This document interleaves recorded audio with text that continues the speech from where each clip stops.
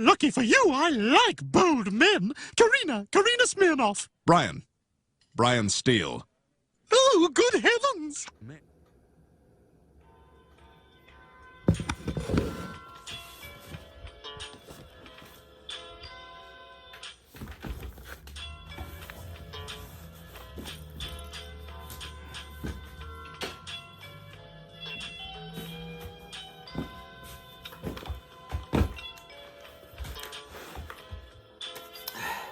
Thanks for joining me.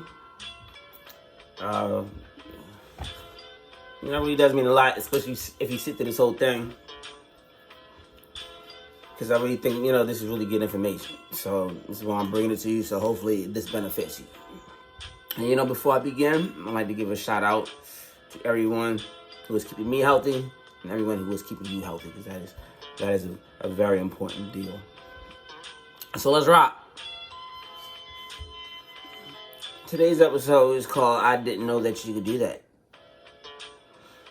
So, last episode I showed you a JFK Jack's white 4-seater car that he was assassinated in. But in this time, there's a 6-seater car with additionally Mayor Connolly and his wife.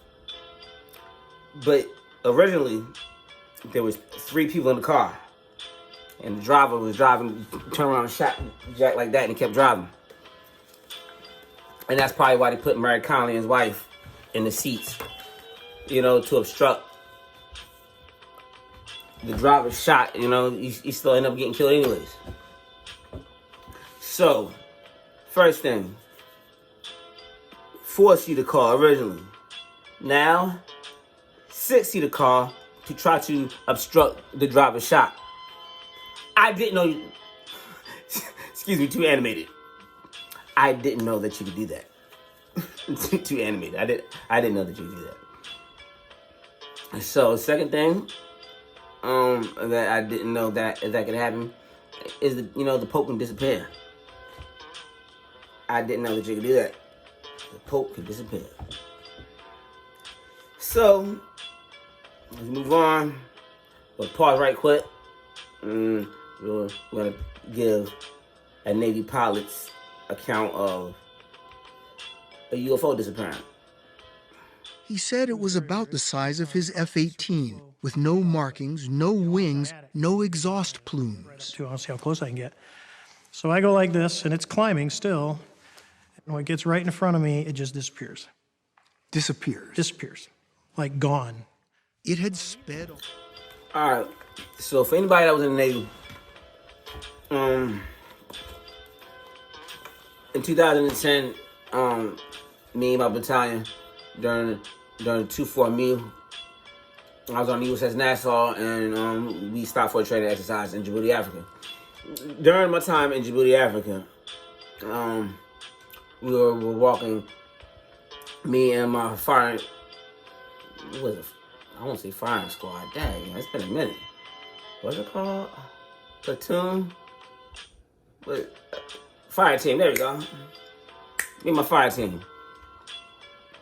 We were walking up the mountain. This mountain, and it was so dark outside, right? We had a night vision goggles. I took my night vision goggles and I put my hand in front of my face, right? I could not see my hand. It was that dark. So when we got to the top of the mountain, right, I'm thinking to myself, okay, there's no light pollution here. Let me start staring to the stars to see if I see something, definitive. I told the story before. I wanted to see something definitive. I wanted to see something that changed speed, so I seen, things were blinking, lots of stuff up there. It could have been a planet, it could have been a shooting star. So if it's moving, not good enough. It has to change speed. So as I'm looking at the sky, I'm pointing right here, right? There was a star moving this way, right? And it slowed up and it stopped because there was another star moving this way and it slowed up and it stopped. Now they're looking at each other. All right, now this star shoots a star at this star. This star disappeared and reappeared, I took off my night vision goggles and I rub my eyes, and I tell you, I rub my eyes and I look right back at the same spot in the sky. to see if those stars are still there, right? Because that was so unbelievable. Yeah, and it was still in the same spot. And so, right, since that day, I was really thinking, when you see something like that, man, how real is everything that you're involved in? That was pretty crazy. So, when I hear other Navy pilots saying, yeah, I seen something disappear, yes. When I was in the Navy, so did I. So, that story, as I see, is not a unique story. For me, that is very believable. Extremely believable. Why? Because I seen a star shoot at another star, and that star disappeared and then reappeared. Now, at the time, I was thinking to myself, I witnessed some type of intergalactic shootout. But honestly, I think it was more of a look what we can do. And the most unbelievable thing, as I tell people, and that look what we can do moment, is how the heck that didn't even know that I was gonna be looking in the stars in the sky in the first place, or how they see me, or how they knew I was looking. That's the more unbelievable thing. Forget you disappearing. So the significance of this thing, cars changing from 4 to 6. The Pope disappearing, time traveling, things like that. Me being caught in the middle. I was just thinking before, I was making this video. Let's say I'm on a date, right? Because I'm single. I'm single pretty much my whole life. Damn it. Why? Because for the past 7 years, as I try to get myself together, no. I've been fighting time travelers and space aliens.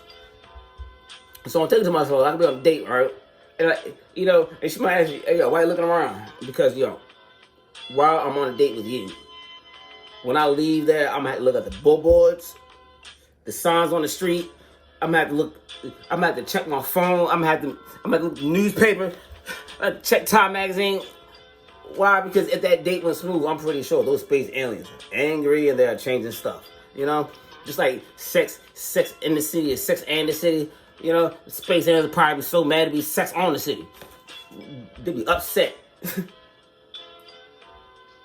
Alright. I'm looking down because I got a book.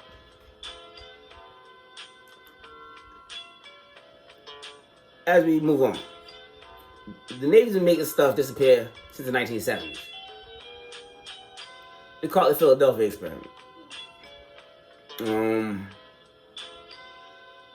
They made an entire ship disappear in Norfolk, in Philadelphia.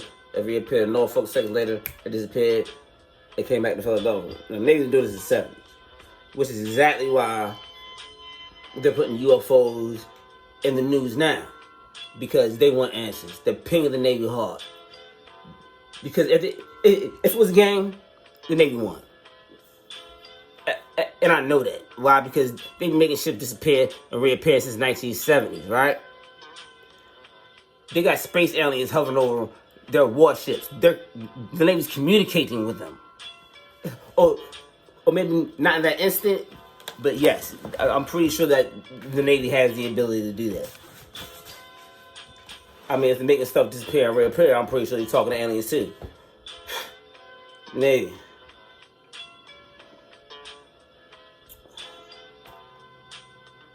What the heck? My handwriting. Anyways, the Roswell crash. The Roswell crash was 1946. So they've been dealing with space aliens significantly since 1946. And it's 2021. And you now want answers? Think about it. The only reason why you want answers is because the Navy are doing all types of stuff and you want to do it too. No, the Navy ain't gonna let you. Tough rocks. And Navy don't let them. Straight up, you probably won't want to do with it, man. You won't want everything again. Word up. So, and I was thinking that, Nostradamus, he said that he couldn't see past the year 2021, so he was like, yeah, the world's gonna end 2021. I can't see past that. Why? Because you can't time travel past that. That's why. That's why. Navy set up a firewall. It's crazy. I'm gonna tell you that too. Yes, the Navy set up a firewall. You can't time travel past 2020. They're gonna catch you. And last but not least, if you think this is good information, tell somebody. You know? Because some people, you know, they look at space aliens from afar. Oh, space aliens. Those just aren't space aliens to me. Those are time-traveling space aliens. And I have developed a significant relationship with those. You know, they hit me to a lot of knowledge. I have a, you know, and to prove it, you know, let's flash this again. You know? And it says 2017, right there. I'm a Bachelor of Fine Art. So I also have a bachelor's degree in time travel. Because when I graduated college, man, Cubs won World Series, you know, yes, I did the impossible. Shoot, man. And with that being said, I'm out. Peace. Thurgood, you mean you don't have a diploma? But you told me you graduated. Oh, what's the big deal? The Navy didn't care and they let me fire a bazooka. I had 30 kills and now you gonna tell me I can't teach health?